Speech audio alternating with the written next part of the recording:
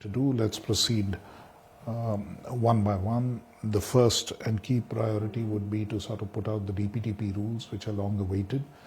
I think that should happen soon, very soon.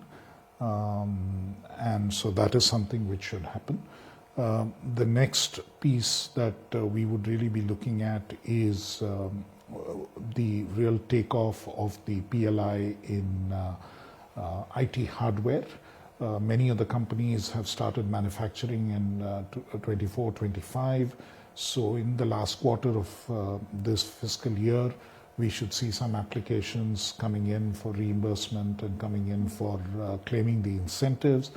Likewise, a few big companies will also be commencing production during 25-26, starting from 1st April 2025.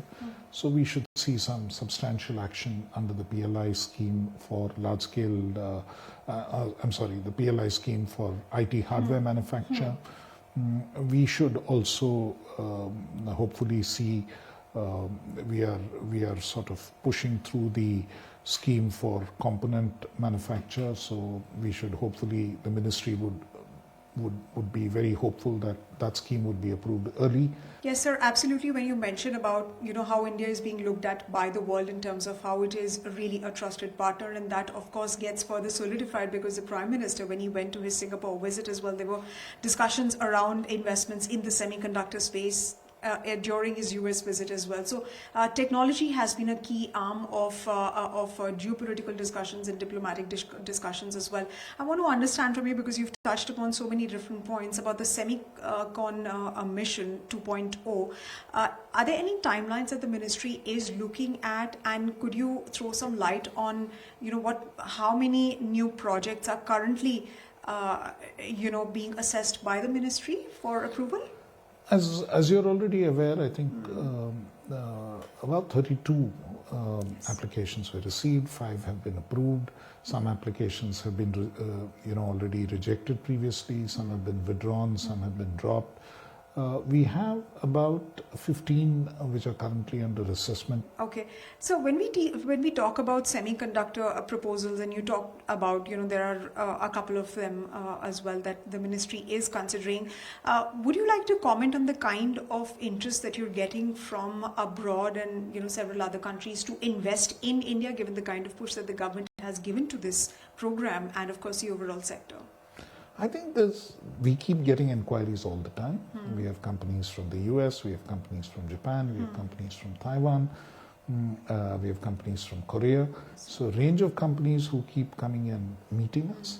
There are also Indian companies who are looking to get into this space, which is very, very encouraging. So I think investment interest is very strong.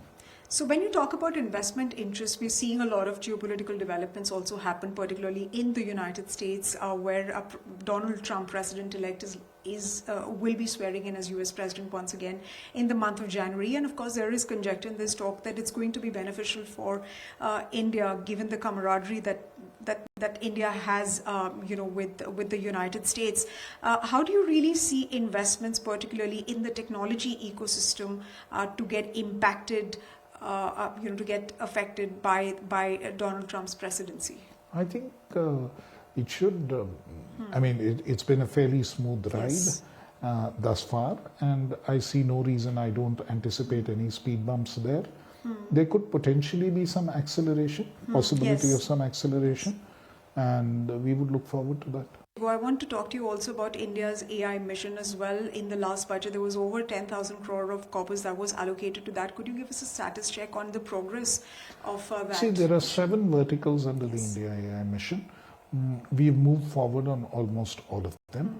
The first vertical relates to, and the biggest one, relates to the creation of the AI compute facility. About 4,500 crores out of that budget is allotted to that. We've put out a bid and we've received responses, a fairly large number of responses for providing AI compute facility in the country. And those bids are being currently evaluated, and it should be finalized in a matter of weeks.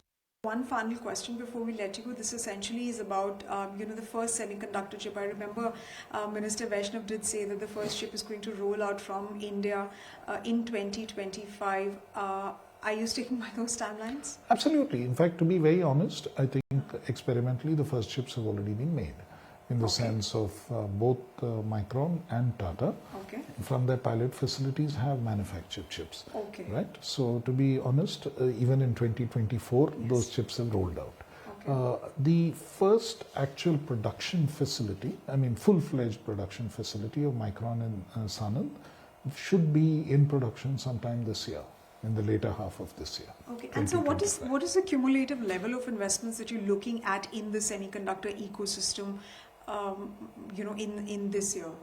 No, the committed investments which companies have committed to make, the 5 companies, is totally about 1,20,000 crore plus. That's part of the Semicon one. That is part of the Semicon one.